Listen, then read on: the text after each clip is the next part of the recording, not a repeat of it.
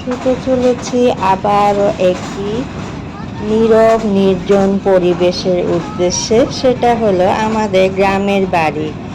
ট্রেনে চেপে বসলাম এবং নদীর উপর দিয়ে যাচ্ছে আমাদের ট্রেনটি। অপূর্ব সৌন্দর্য আমার ক্যামেরায় তুলে ধরলাম। কেমন আছেন সবাই? আসসালামু আলাইকুম। আজকে ব্লগটি আমার গ্রামের পরিবেশ নিয়ে শুরু করেছি। আজকের ব্লগে আমার জীবনধারা, আমি কি করছি সেটাই দেখাচ্ছি। একদল হাঁসের পিছনে ছুটে বেড়াচ্ছি। আমার তো এটাই কাজ, যেখানে যা দেখি তাই আমার ভালো লাগে। আসলে আমার অতিরিক্ত কোনো কিছুই ভালো লাগে না, সাদামাটা জীবনযাপনই সুন্দর। এই যে হঠাৎ করে হাঁসগুলো দেখছি, এটাই আমাকে মুগ্ধ করছিল। আমি তাদের পিছনে ছোট্ট বাচ্চার মতো ছুটে বেড়াচ্ছি।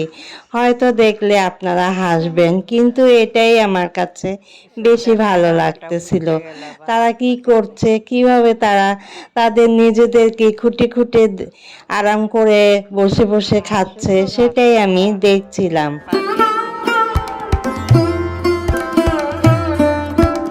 আজকের ভিডিওটি একটু বাচ্চা বাচ্চা হয়ে গেল, কিন্তু কি করার, এটাই আমার আসল পরিচয়, আমার আসল ঠিকানা, আমার আসল গ্রামের বাড়ি, আমার শ্বশুর বাড়ি। এখানে এসে হয়তো বেশিক্ষণ ছিলাম না, যতটুকুই ছিলাম ওদের আদর আপ্যায়নে আমি একদমই ভরপুর ছিলাম। আমার জন্য এই হাঁসই তারা জব করেছিল এবং তারা আমাকে রান্না করে খাইয়েছিল।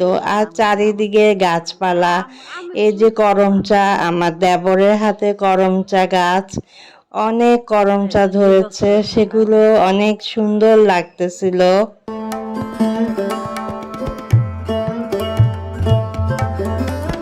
এখানে ফলাদি গাছ বেশি না থাকলেও যে কয়টাই আছে সে কটাই আমি ভিডিও করতেছিলাম। করমচা গাছের করমচা এত সুন্দর করে ধরে আছিল, এটা একটু দেখালাম।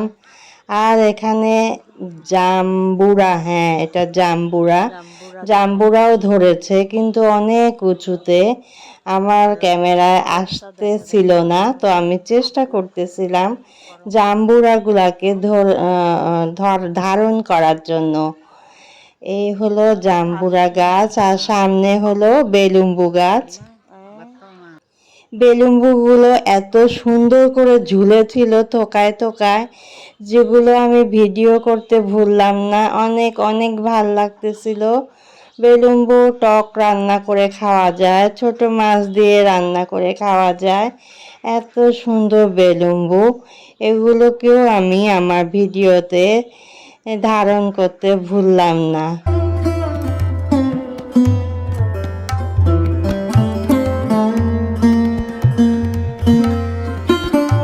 গ্রামীণ জীবন, গ্রামীণ পরিবেশে মানুষের জীবনযাপন কত সুন্দর, সহজ এবং সরল, সেটাই আমি আমার মোবাইলে তুলে ধরেছিলাম। আমাদের বাড়ির পাশে রেল লাইন গিয়েছিল, সেই রেল লাইনের ছবিও একটু ধারণ করে নিলাম। এই রেল লাইনই গিয়েছে ঢাকা চিটাগাং। আর সেই যে হাঁসটা জব করে তারা ইতিমধ্যেই গরম পানিতে ছুলাছুলি করে দিয়েছে, আর সবাই বসে গেছে ছোট মাছ কাটার জন্য। গ্রামের একটা বিরল দৃশ্য, সবাই মিলে বসে যায় ছোট মাছ কাটতে। এখানে ছাই দিয়ে তারা ছোট মাছগুলোকে কেটে নিচ্ছে। এই জিনিসটা আমি জীবনেও পারবো না, কিন্তু দেখতে অনেক ভালো লাগতেছিল, সেটাই আমি আমার ক্যামেরায় বন্দি করে নিলাম। এই ছোট মাছগুলো টাটকা এবং ফ্রেশ, সেগুলোকে তারা রান্না করে মেহমানদারি করবে। আর এদিকে হাঁস তো কাটা হয়ে গিয়েছে, এখন ধোয়ার পালা। হাঁসগুলোকে ধুয়ে নিচ্ছে তারা। আমি ভেবেছিলাম হাঁসটা রান্না হবে মাটির চুলায়, কিন্তু আমি অবাক হয়ে গেলাম, হাঁসটাকে তারা মাটির চুলায় রান্না না করে গ্যাসের চুলায় বসিয়ে দিয়েছিল। তাই দেখে আমি একটু মর্মাহত হয়েছিলাম। এখানে বাকি হাঁসগুলো চুপচাপ বসে বিশ্রাম নিচ্ছিল। উঠোনে ছোট্ট একটা শিশু কদম ফুল হাতে নিয়ে বেড়াচ্ছিল। সে খুব খুশি, সে আমাকে কদম ফুল দেখাচ্ছিল। সে আমার ছোট্ট দেবরের মেয়ে, মিষ্টি একটা মেয়ে। হাঁসের দলের সাথে আবারও আমি ছুটে বেড়াচ্ছি। এই বাবুটির মতো আমিও বাবু হয়ে যাচ্ছিলাম।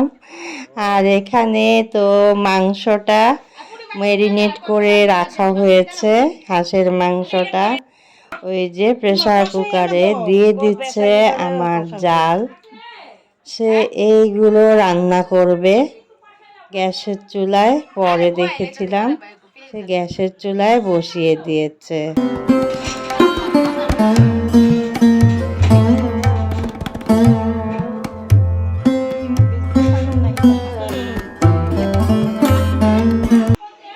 হাঁস ভুনা, গরু মাংস ভুনা, চিংড়ি মাছ ভুনা, পুঁটি মাছ ভাজা, ছোট মাছ টক দিয়ে, ছোট মাছের টক বেলুন ভুনা কি করমচা দিয়ে সব কিছুই রান্না করে ফেলেছে মেহমানদারি আমাদের জন্য।